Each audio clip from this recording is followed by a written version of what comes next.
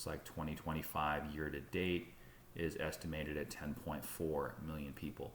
So still a very, very, very small percentage of people overall.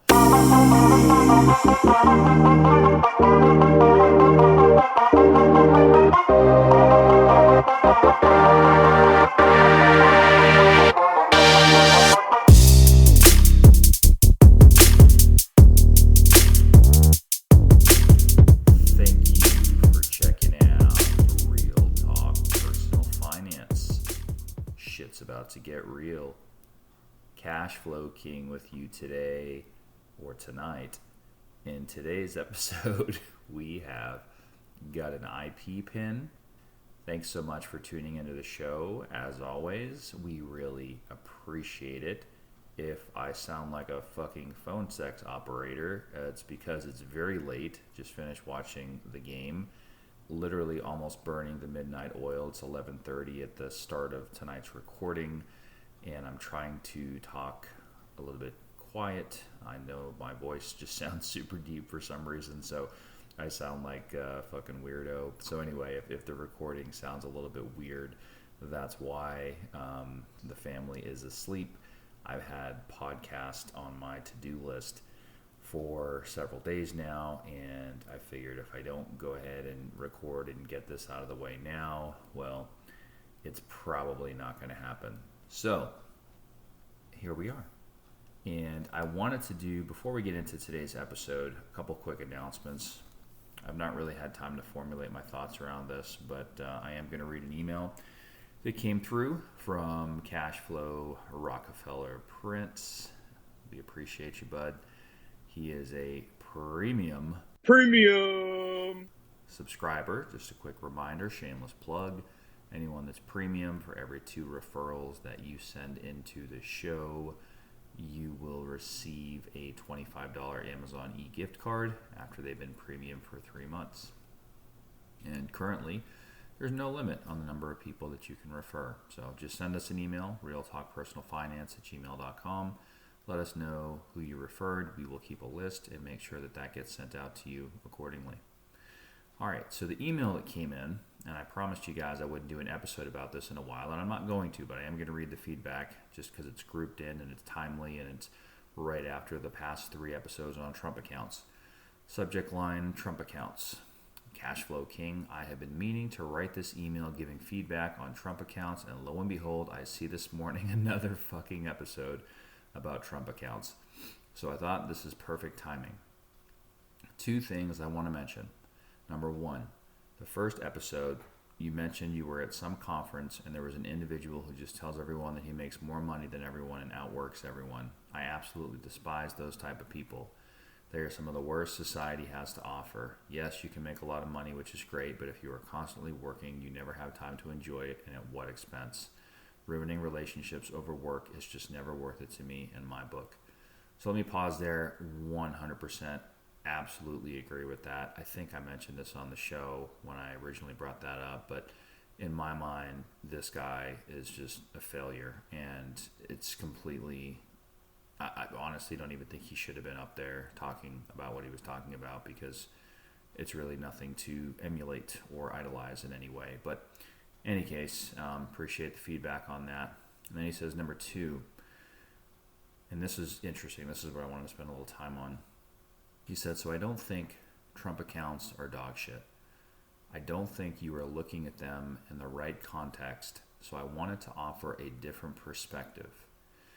You look at it from an FA perspective who has knowledge that 99% of the general public doesn't have, but that is why I love the show, because you have the perspective. The idea of the Trump accounts originated from the MAGA Act, Money Accounts for Growth and Advancement, and then rebranded as quote-unquote Trump accounts during the legislation process of the Big Beautiful Bill. At the end of the day, Americans are bad with money, let alone investing. I think the purpose of this account is, yes, to help kickstart a saving, but I think the underlying message is education. At least that's how I envision it. Most Americans don't have much personal finance education growing up for a multitude of reasons, and to have an account that gets funded $1,000 after birth of your child, A few years later, you start seeing the account grow. It might make the person say to themselves, well, what else is out there that can help me invest money? Especially after the birth of a child. It's the most precious gift you can ever be given, and your life perspectives change drastically after the birth of a child. I think that's the goal, is to educate the public and start owning your finances. Thanks. Cashflow Rockefeller Prince. P.S. ChatGPT Plus is worth the $19.99 a month. I freaking love it. Well, as always, we really appreciate your interactiveness with the show, Cashflow Rockefeller Prince, and thank you for writing in. I'm glad you wrote that email, because it kind of put things in perspective for me a little bit. Because, as you mentioned, I do look at it from the lens of, a financial advisor and sort of planning and strategy and forward-looking, future, thinking type of thing. And there's people out there like me that are going to do that. But I think you are absolutely correct that the vast majority of people are just going to be like, hey, there's $1,000 in this account that I didn't have before, and because of the rules that they put around it and the way that the money has to get invested, it's likely going to grow over time. And like you said, a few years into it, they're probably going to see like, oh shit, like there's probably more money in here than when this thing got started. And like you said, what else is out there? What else can I do? And it's sort of a motivator for them to kind of take a look at what else might be out there. So I probably took it, and I still stand by what I said and plan to probably utilize them in the ways that I mentioned on the different shows. But I can see your point for sure that most people are not going to think about it that way. They're, worried about a lot of times much shorter term needs versus, thinking about the retirement of, a newborn child. For most people, that's just unfathomable. And so thank you for bringing me back down to earth. I think I needed that, and I appreciate the perspective on it. I think you are, correct, and it's a different way to look at it. And that's why I like doing the show, why I like listening to and getting feedback from you guys as the listeners. So anybody that has any feedback on the show, good or bad, hopefully it's good. But if it's not, or it's just something a little bit different, or you just want to express, how something affected you, or what you thought about it, or maybe, how you thought about it differently, like this, I think that's awesome, and would definitely encourage you guys to write into the show. Again, it's realtalkpersonalfinance@gmail.com. There's also a link in the show notes where you can text the show if you want, and we can respond to you in audio format. We've had that feature for a little while now, and for whatever reason, never really took off all that much. We had a few texts come in, but nothing crazy. So once again, thanks for sharing your feedback on that and for writing into the show. All right, second and last announcement before we jump into today's episode, which is probably going to be a fairly quick episode, is anybody that's a premium subscriber, I did not do a separate episode this time because I think it was pretty self-explanatory, but I believe there were 8 different states on the Cashflow Kings Favorites document that got sent out over the holiday weekend. And if you reside in any of those 8 states, there's a $650 bank bonus that's up for grabs. So feel free to go ahead and check that out. All right, let's get into today's show. So the title of the show, as you've seen, is Gut and IP Pin. What the hell are we talking about? Well, I thought this was pretty timely. We've seen an uptick in the industry. I probably talked on the show about this a little bit before, but we've seen an uptick in the industry with fraudulent activity and, people trying to get money out of accounts that aren't really theirs, or take loans from accounts that aren't really theirs. And I actually had a client recently who, thankfully, the messages were intercepted beforehand, but it was one of those, hey, I found your info from a friend of yours. It was kind of a warm introduction. The next thing you know, they're communicating on WhatsApp, which I've never used, but my understanding is that's typically where the scammers live. And they had a conversation for a period of time, and then all of a sudden the scammer on the other end decided to start asking for money. I think in this particular case it was some sort of gift card from Walmart for essentially gaming type stuff on the phone that was going to be for his daughter. And so there's a lot of shit going on out there. And right around the same time, I am actually pursuing another designation, which has to do with tax planning. And there was a section in the coursework that talked about, essentially a few suggestions on ways to potentially minimize the risk of being a victim of tax return fraud. And considering we recently had our taxes done for 2024, finally, real estate investors, especially those of you that are in the syndication world, can appreciate, needing to file an extension pretty much every year and waiting for those K1s to come in. And, it's always a lot of fun. And one of the suggestions was for those that have a fairly simple situation to try to file the return as early as reasonably possible in the tax filing season. So if you're somebody that has, W-2, maybe a little bit of 1099 income or, interest, dividends, things like that, and you generally get your forms earlier in the year, then you can probably do that.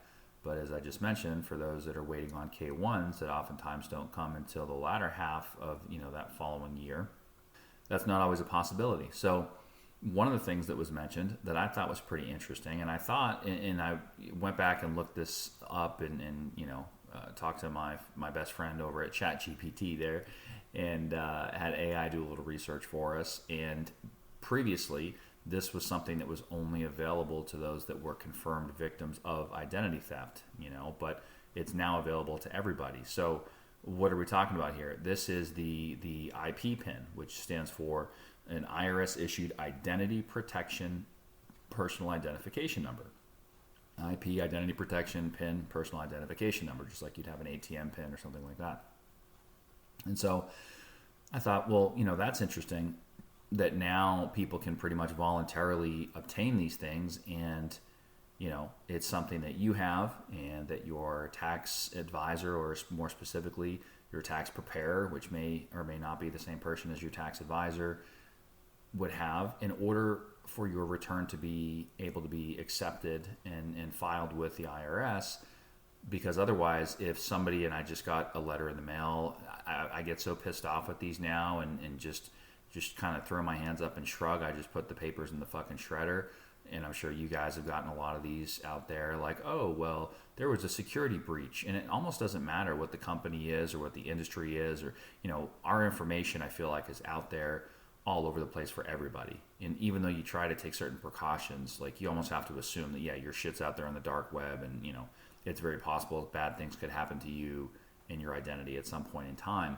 And most of these places will say, yeah, we'll give you a free year of credit monitoring, or 2 free years of credit monitoring, or identity monitoring, or whatever the fucking bullshit is that they essentially give you. I think it's, side note, I think it's hilarious that every time I go to apply for a new credit card, some of the free shit out there, like, I don't know if it's Credit Karma or whatever, I get emails from them about there was a, inquiry on my credit recently, and then all of a sudden, like, a couple hours later, or even a couple days later, it's when these, I think Kroll is one of them, Kroll monitoring service, like some of these that you get these free, I don't want to say trials, but free monitoring for a period of time that people might otherwise pay for. And it's like, they're no better. They're actually, in my opinion, seemingly worse than, some of the other free tools that are out there. But anyway, so everybody shits all over the place, right? So I'm like, all right, well, maybe this actually makes some sense. Let me take a look into this and see what's going on with it. So again, and I'm going to read this from the IRS website here. Let's see. All right, so first is what is it? So an identity protection PIN is a 6-digit number that prevents someone else from filing a tax return using your Social Security number or individual taxpayer identification number. The IP PIN is known only to you and the IRS. It helps us verify your identity when you file your electronic or paper tax return. Even though you may not have a filing requirement, an IP PIN still protects your account. And then it goes on to say, has some bullet points about important information. It's valid for 1 calendar year. They're generated each year and can be retrieved or viewed by signing back into your online account starting in January. It must be used when filing any federal tax return during the year, including any filings for prior year returns. And then there's an FAQ. So I'm like, all right, well, this is interesting. So I emailed my CPA, and he actually got back to me over holiday weekend. Imagine that.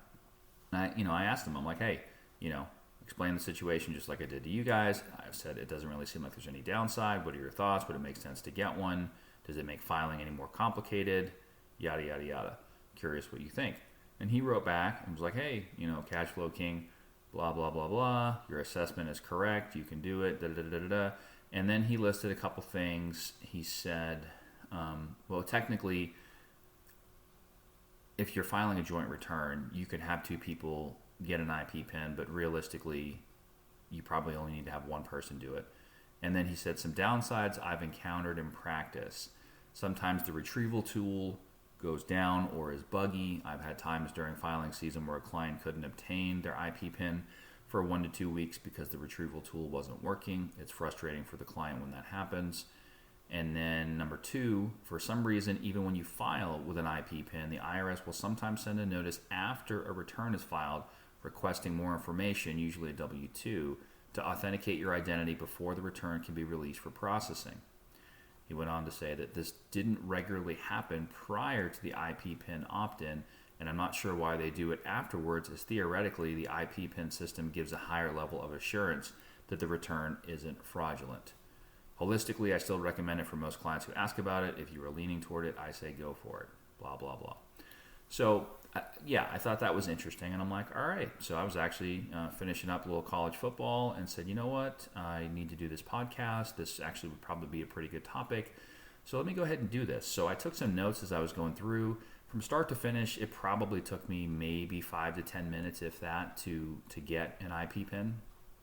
And I am planning to use one going forward, and if we encounter any hiccups, I will let you guys know in a future episode. But the process, basically, you go ahead and get onto the IRS's website, right? And then how do you get it? Well, the first thing I had to do was create, and they link to all of this stuff. So pretty much you just go on there and click that you actually want to get an IP pin, and then it will kind of take you through the process. The first thing it had me do was create an ID.me account.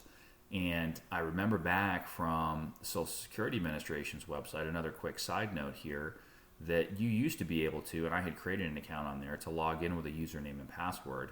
But also there was I think a login.me or login.gov or some bullshit. And then there was also an ID.me where you can have an account with either of those, and it would automatically log you in, based on that secured information, and essentially, pass you through to Social Security. Well, the same thing is essentially true here with the IRS's website. So you create this ID.me account. It'll have you verify your email. And then there's a couple different ways to set up additional security. I think there's, what do they call it, two-factor authentication now. The one that I did was to set up a pass key, and on my particular laptop there's like a fingerprint reader, which I really like. I know not all laptops have that, but there's several different options, so I have it set up so that it essentially prompts me to put my finger on the fingerprint reader and read that. So I set that up, and then you go on to, you can either do, they have like a self-service method or a video call, which I'm not really sure how the video call works, and given the fact that it's super fucking late and I'm chilling here in a tank top, I didn't feel like getting on a video call. So I did the self-service option. It had me take a picture front and back of my driver's license, so I did that, uploaded that. It'll ask you for some personal information. It'll essentially go ahead and verify everything. Oh, and then the other thing that was kind of cool, it has you do what they call a live selfie. So pretty much you just allow it to access your camera, and you put your Mead mug there, and it essentially, after you've submitted your driver's license picture and photo, it will do the live selfie portion, does whatever it does with that, takes a few seconds, turns green. Hopefully it turns green for you. Hey, everything's good to go. It matches, cool. And then it actually takes you back to the profile page on the IRS website. So it essentially, once you create, and you have to, hit accept, and it's okay to share my stuff with the IRS or whatever. But once you create the ID.me account, it essentially, logs you in, quote unquote, to that, funnels you back to the IRS website, and you're on the profile page. And then on the left-hand side, there's maybe 5 or 6 links. The one on the bottom there, I think it's the 5th or 6th link, will have you click on that to identity protection pin, I believe is what it's called. And once you click on that, you can choose to enroll, and then it gives you two options. You can choose to just enroll essentially one time for the current year, or you can choose to essentially enroll for the current and future years. And so since our 2024 returns were recently filed and they've been accepted and whatnot, processed by the IRS, I went ahead and did this now and then ongoing. And so essentially, it's not really going to matter for this year. This is sort of a test for me. But when January rolls around of 2026, any returns that are going to be filed in 2026, namely return for 2025 tax year, we'll need it at that time. It will generate a new 6-digit PIN number at that time. I'll securely get that over to my CPA at that time. And then we should be, able to move forward from there. So it really wasn't as bad as I thought it was going to be. We'll see how it works in practice going forward. I would imagine the system is probably, and the reason maybe, he said some of his other clients had issues with it before. I would imagine anyone that's using it, although we'll get into some numbers here in a little bit, it's not that many people percentage-wise. But anybody that's using it is probably trying to get in there, middle of January. And so I wouldn't be surprised if the system is overloaded or, goes down for a period of time. But again, for those that have to file a little bit later, even if you don't get the PIN right away and you have, you're not going to file your return, say, till the summer or the fall anyway, then what the hell does it matter? But at least it's that, additional security layer for somebody else to not be able to file it. And that's where I think the biggest risk is, for us specifically, and possibly for any of you that are real estate investors that, or even if you're not a real estate investor, you just file your taxes a little bit later for whatever reason, depending on your situation and tax forms that you're waiting on. But the longer you're waiting, it seems like the larger the risk is that somebody else could step in there before you and file a return with your social if you don't have something like this set up. So I thought, I guess this is more of a PSA, public service announcement, but ironically, being somebody that works in the industry for as long as I have, this isn't something that was really on, top of mind for me on my radar. Of course, you hear about the different scams out there and ways to protect yourself and different things people can do. But prior to apparently 2021, the IP pins were only established for confirmed victims of identity theft. In other words, you could not voluntarily opt in prior to that time. But according to ChatGPT, that these IP pins became available for opt-in by any eligible taxpayer, not just folks that were identity theft victims, back as early as January of 2021. And that's essentially when the IRS launched the nationwide opt-in program through their website, through their online tool. So I went back and forth with ChatGPT to try to get an idea of like how many people are actually using this or not. And it had a hard time doing the breakout of voluntary opt-in versus those that are, unfortunately assigned an IP pin because of an identity theft issue. But let's see here. It did say in calendar year 2022, so this is just a few years back, about 525,000 taxpayers voluntarily opted in to the IP pin program. That is, they chose to enroll even though they were not confirmed identity theft victims. To put that in context, the IRS processed approximately 161 million individual income tax returns in fiscal year 2024, which largely covers the tax year 2023's filings. And then it goes on to say the estimated opt-in percentage was about 1/3 of 1% of individual taxpayers in 2022. So about 0.33% based on that information. And then, I asked them to make a table, and then it went on and basically said that, it gets tougher as the years goes on because it's not separately reported. They had some estimates. Apparently total IP pin holders in 2024, and again, this is going to be voluntary and not voluntary, 8.1 million people. And then looks like 2025 year to date is estimated at 10.4 million people.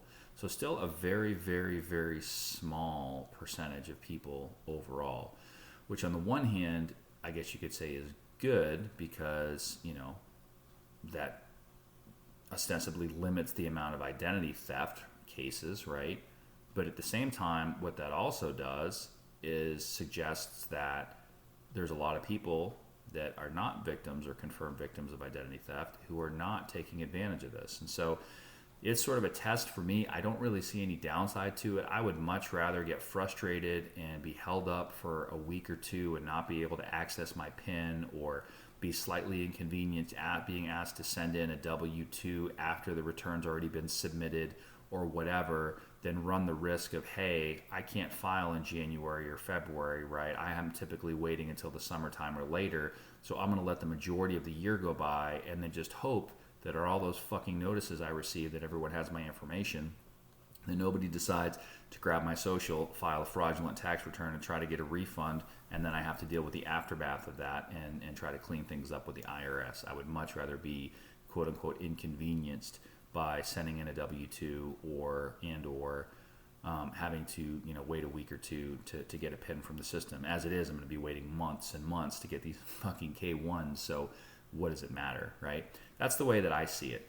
So anyway, I wanted to put that out there for you guys. Like I said, today's going to be a fairly quick episode, but chances are you don't have an IP PIN. I didn't have an IP PIN, and I got one now, and I'll get one again in January of 2026. So if you're, at all concerned, you might want to consider that. And even if you do file fairly early in the year, you still might want to consider doing that. Again, not advice, but information, ideas, education, something that we don't necessarily think about or hear about every day. But again, when you take the combination of all the different scams going around, all the different letters that you get about who has your information and who had a data breach and who's offering this identity monitoring and all this bullshit, I feel like it's only a matter of time before it's like, oh, well, shit, I heard about this everywhere else, but unfortunately this time it's me. And one way to help prevent that or mitigate that risk is through an IP PIN. So hopefully that was helpful. Thanks as always for tuning in. Check out the new merch. Promo code is in the show notes. We got some slides, we got some hats, we got our normal merch, t-shirts. They make great holiday gifts. We are coming into holiday season here in a couple months, so if you're looking to do a little bit of shopping, feel free to check it out. Premium subscribers, you guys get 25% off. Everybody else, 10% off. Just make sure you put in your promo code. And if you have any questions, email the show, realtalkpersonalfinance@gmail.com. We will see you in the next episode. Check the mic and make sure it sound right, boys.